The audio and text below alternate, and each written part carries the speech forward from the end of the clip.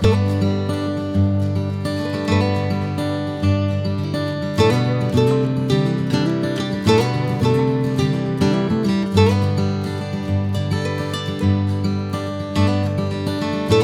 and welcome back to another episode of Cover to Cover, because there is nothing like books. Today we talk about Atomic Habits, Tiny Changes, Remarkable Results by James Clear. But before that, Vandana Bhasin, thank you for this beautiful wooden bookmark. What a thoughtful gift, really. Thank you again, I really appreciate it. Atomic Habits is written by James Clear. James is an American author and does a lot of work in the space of habit formation, decision making and continuous improvement. Before we dive in, let's understand what the words atomic and habits mean. Atomic, the single irreducible unit of a large system, or the source of immense energy and power. Habit, a routine or practice performed regularly, an automatic response to a specific situation. The book is divided into 6 parts, almost like a process that one can follow scientifically. The steps are relatable, doable and simple to follow. If there is one takeaway that I have from this book, it is how simple James has made making and breaking habits for us. As always, I have picked 5 concepts that hold true for me. Here they go. 1. Why do small habits make a big difference? This really is the core of the book, how little changes start impacting our lives in big ways. We tend to look at success or successful people and focus on that one big event that gets noticed.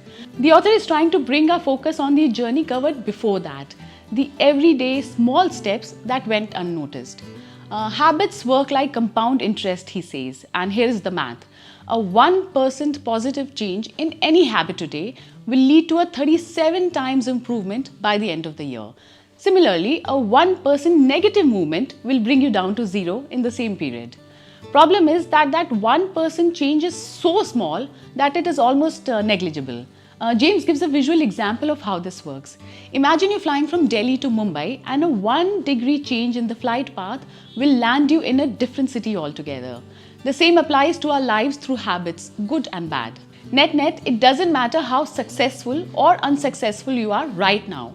What matters is, are your habits putting you on the right trajectory? And if you think you're not, just try making small changes, but daily. Those 1,000 extra steps, 1 cigarette less, 1 extra page you read every day, a small saving, anything at all. 2. If nothing changes, nothing is going to change. James extensively speaks about beliefs and the impact it has on our habits.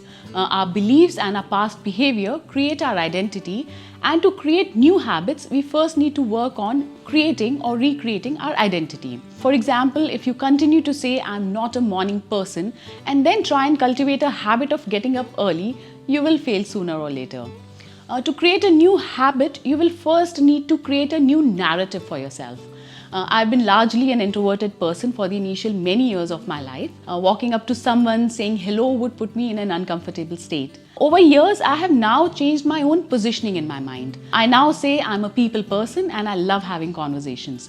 This new identity has put me at ease with everyone and anyone around. When I'm in a meeting, I now strike a conversation with the office boy that brings tea for us and the senior leader in the room with the same comfort. And guess what? I make friends with both of them. 3. Motivation is overrated. The environment often matters more. James speaks about the role our environment plays in picking, sticking to and breaking habits. He has quoted Carl Lewin's famous equation, B is equal to function PE, meaning behavior is a function of the person in their environment. You can almost test this equation in your personal or professional life too. Surround yourself with athletes and you would be waking up early for those morning runs. I think this we all understand and often apply too, especially in creating new habits. Where this concept really helps is when you want to break a habit. Knowing that environment is such an important factor, you have to consciously, physically remove yourself from accessing something you don't want. My colleague Snehi is a fitness freak.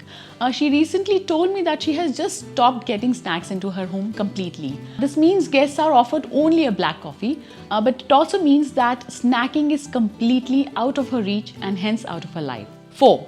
The 2-minute rule.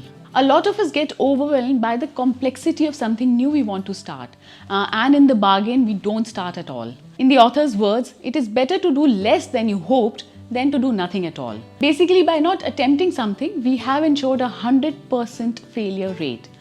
James gives a very simple technique to manage this. He asks reader to break any habit down to something they can do in 2 minutes. So the habit you're trying to cultivate can really be complex, but can we push the complexity to after the first 2 minutes? For example, I do journaling in this book called One Question a Day, and I have been missing some days. Post reading this book, I decided that I will focus only on picking the journal every day. The first 2 minutes made easy. Once that hurdle is crossed, the remaining happens. If there is a habit you're trying to pick, try this technique and see what happens. We would love to hear your experiences. 5. Never miss twice. Just don't. A simple and powerful mantra to help you stick to something. The first mistake is never the one that ruins you. It's the second mistake that becomes the start of a new habit. And from there, we fall into this all or nothing cycle in our habits. I have seen it with myself. When I'm really working out regularly, I'm also eating and drinking carefully. The moment I stop that, somehow it starts to impact how I drink and eat too. It's like I give up completely. Well, I'm now hoping never to miss twice. Whether you are trying to start or stop a habit, see if you can break it into bite-size atomic level and start dealing with it. And if you do see results, do please share. As Master Shifu says in Kung Fu Panda, if you only do what you can do, you will never be more than who you are. He is hoping you build good habits, break the ones you don't want, and become more than who you are today. Till our next review, let's continue reading. As they say, there is nothing like books. Thank you.